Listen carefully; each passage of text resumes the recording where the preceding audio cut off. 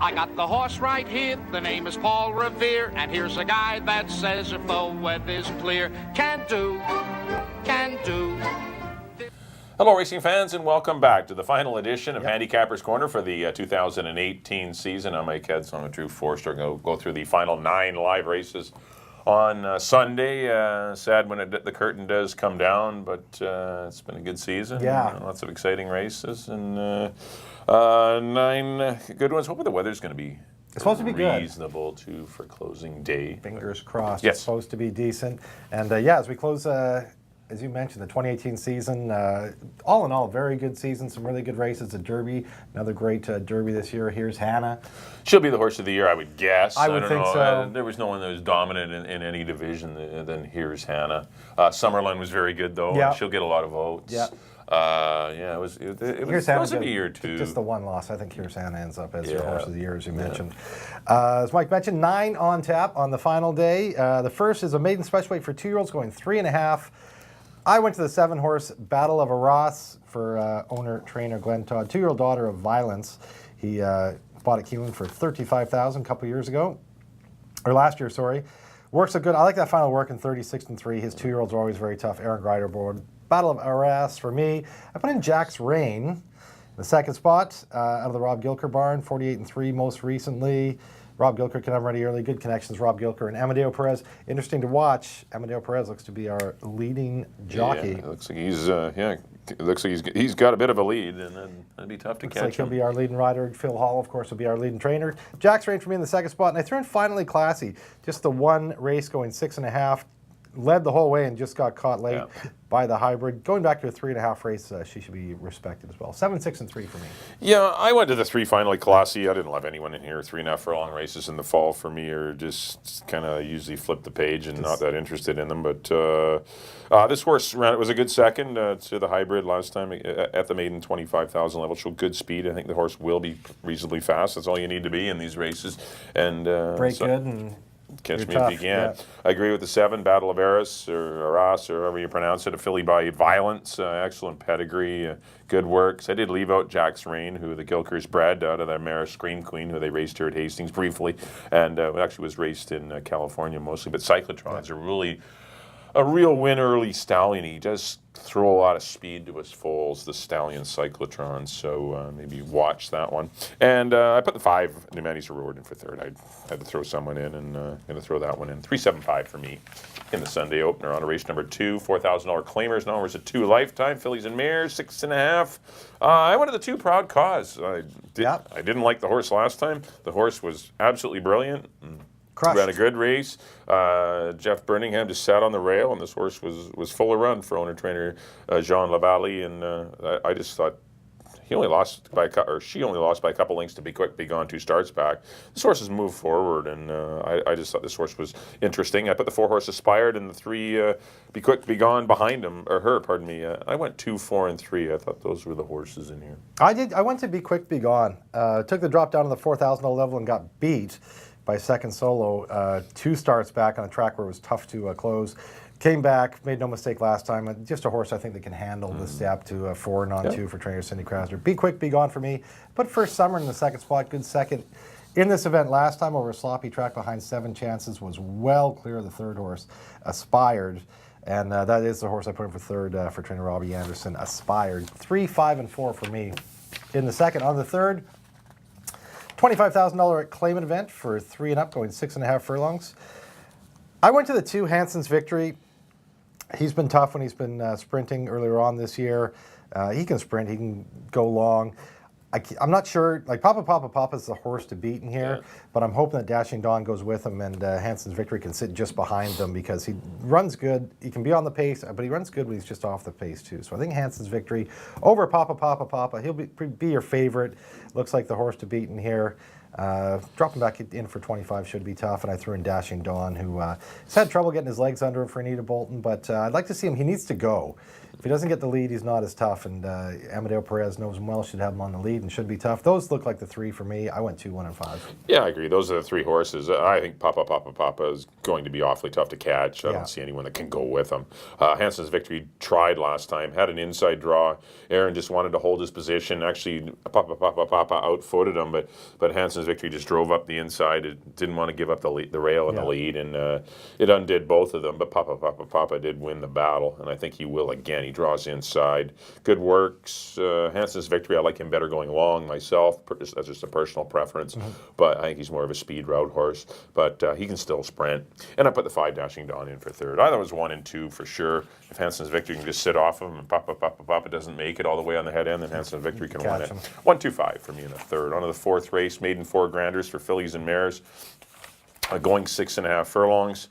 I was between the 2 and 5, Bad and Bougie, and the 5 Joy Luck. Both have run against better horses earlier this year, and the balance of the field is kind of, they've run okay in some races. But I went Bad and Bougie. Might have a little more tactical speed. Good work in 47-1 last weekend. Amadeo Perez has gotten the good run of the horse so far this year, and I think that a repeat of that August 6th race wins her the money. I put the 5 Joy Luck, who's had a couple of works since her last race, but she's been off for a month and a half now, and she would be the next best for me. And I put the 4 to win. I thought this horse ran well behind Be Quick, Be Gone, Essie Rose, and Proud Cause.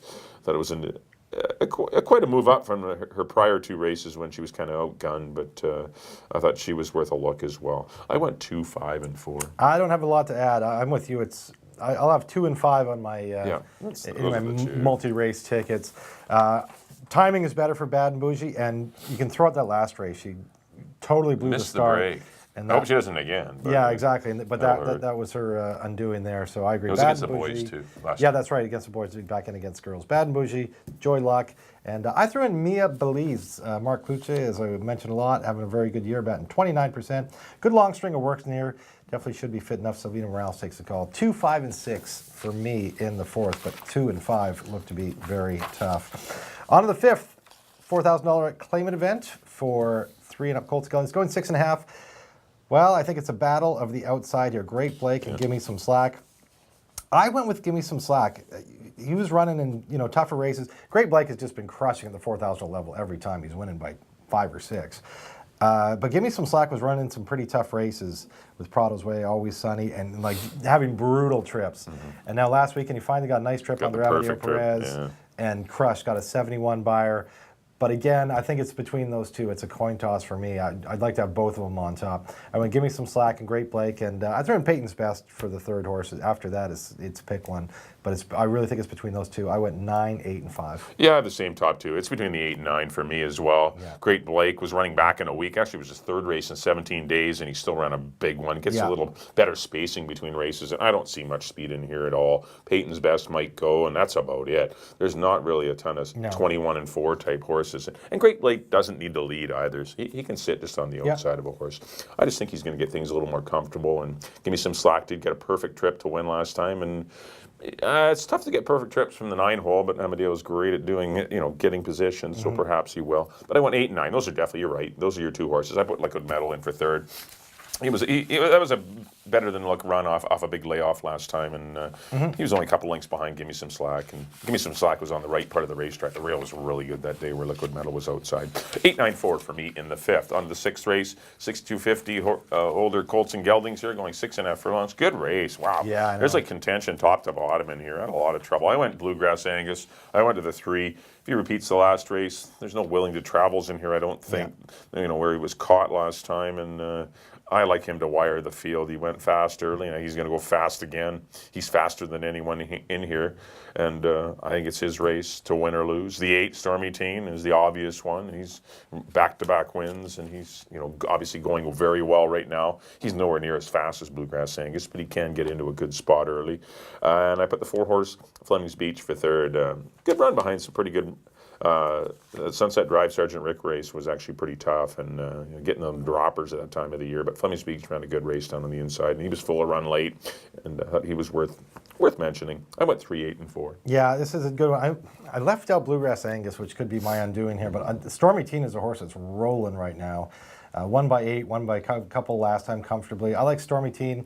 I like Aditya to bounce back with a good effort here on closing weekend. As we mentioned before, Mike Anderson having a very good close to the 2018 season. And him and Lenny Seachron are teaming up very nicely together, 23% together.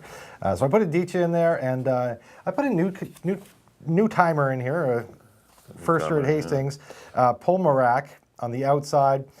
You go back his last 4 races down at Emerald, gets beat a neck, wins, gets beat a nose, wins. He's won 4 races this year, and his buyer's fit. It's tough telling a horse is coming from Seattle to here, but this is a good spot, it looks like, for him, and encouraging to see him get leading rider Amadeo Perez. I went 8, 9, and 10 in the 6th. On to the 7th, 8 and on 3 for 3 and up boys, going 1 mile and a 16th. And I went way to the outside. I went to Coat of Arms here.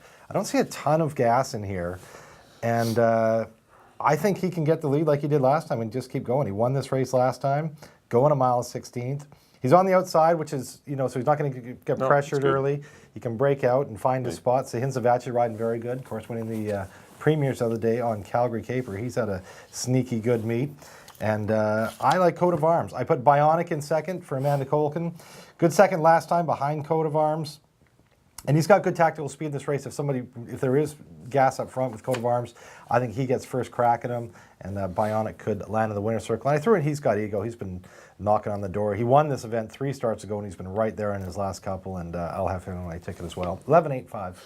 Yeah, I went to the 2 Always Sunny. I think he's a little bit better sprinter, but he can route, and at this level, he should be a force. He's got good gate speed. He should be in good position going into the first turn behind. Fireman's going to go. Mike Grayson's going to go. There's going to be some speed in here, I would think. I don't see Coat of Arms getting away 24 and 3 like he did last time. That was ridiculously slow. But the horse did run a big race, and still, it was a good race, and the horse could continue to move forward. I went Always Sunny, though. That was a troubled trip. Should have beat Prado's Way. Couldn't get out. Got out too late, and just did get up for second over Perfectly Reckless. I just thought that was a tougher non-3-8 than the one some of these other horses are coming out of. I threw the 9 Cyclone Dan in the mix. Horse didn't get a great trip last time. Moves to Scott Williams. He just got photoed. I just think the value might be there. He was 7-2. There was no value with him at all last time, and I think he's going to be 10 or 12 to 1 in this race. And there just might be something there, because he's not that much behind Bionic or He's Got Ego or any AF Indy or any of these horses, but he probably won't get the respect at the mutuals that some of the others will get. And I just thought he was worth mentioning. I put the 5 horse He's Got Ego in for third, but I like Always Sunny, so I've left out kind of your horses that come out of that non-3-8 last time, Coat of Arms, Bionic. And I went 2.95 in the 7th. Good race. On to the 8th, this is a $4,000 claimer for non-winners at the meet, or non-4 lifetime, going 1 mile and a 16th. Ended up on the 6 Parsimonious. I think he's going to get a very lively pace to run at. He ran into a couple of good ones in Fantastic Command and Mr. Finch last time. Those horses would absolutely crush this field.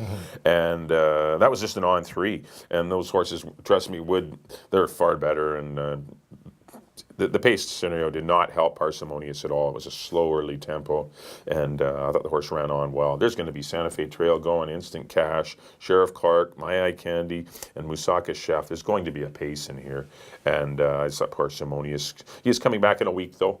I put the 1 Santa Fe Trail.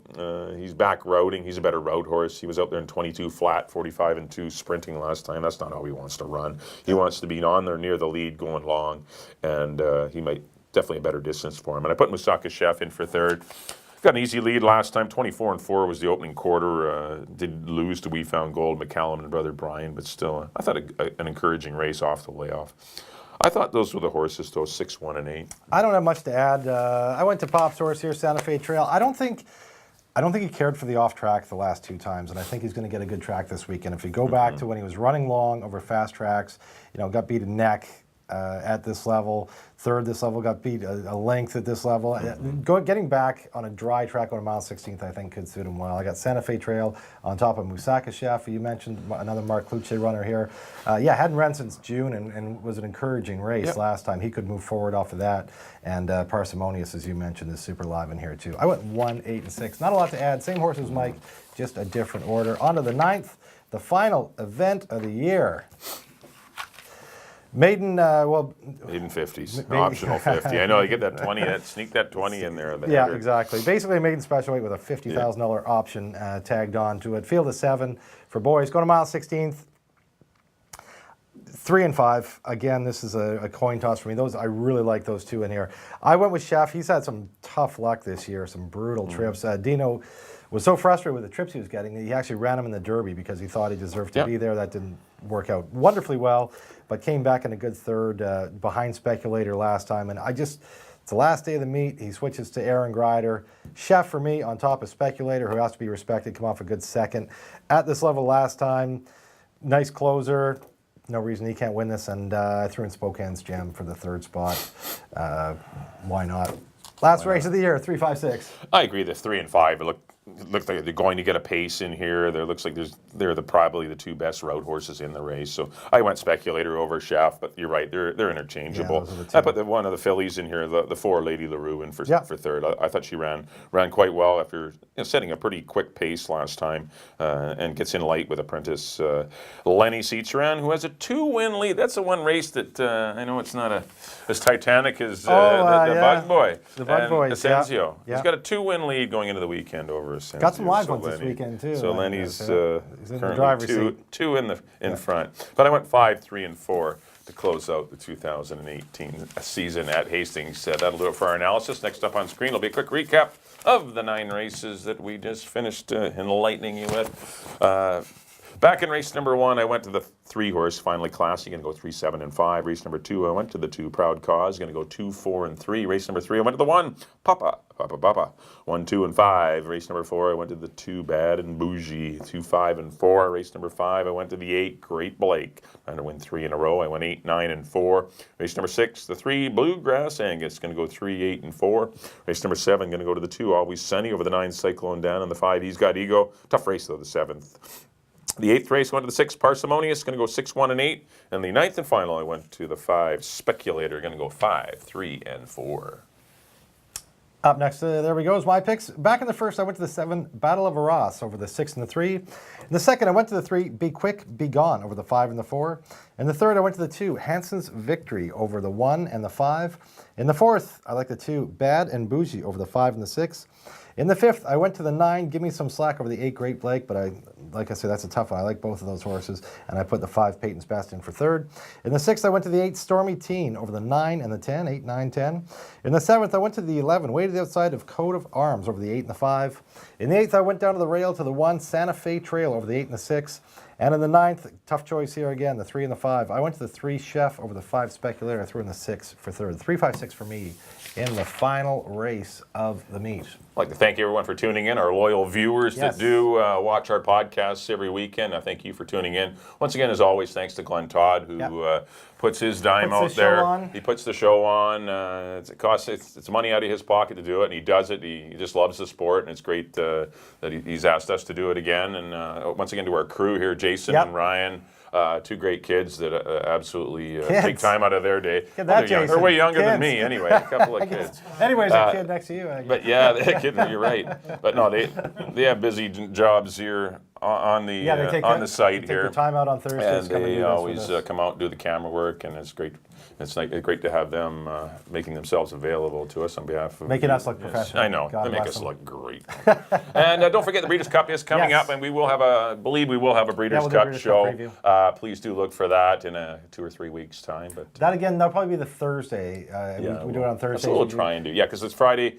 It'll be Friday Saturday races. So we'll try and have it up on. Well, hopefully. We'll do it when Glenn says he wants it up. That's when we're going to do it. That's when you can look for it. If he wants it Wednesday, we're doing it Wednesday. Yeah, hopefully maybe Wednesday if we get all the forms out by then. Data. But we'll have it up Thursday for sure. And once again, we are still taking reservations at the Derby Bar and Grill. 536-2978. Give us a call, and thanks for, as Mike mentioned, everybody for watching us.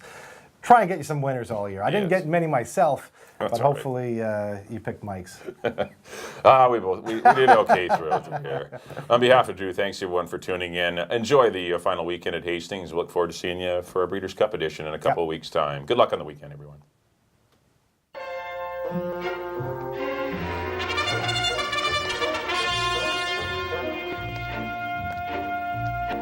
I got the horse right here, the name is Paul Revere, and here's a guy that says if the weather's clear, can do.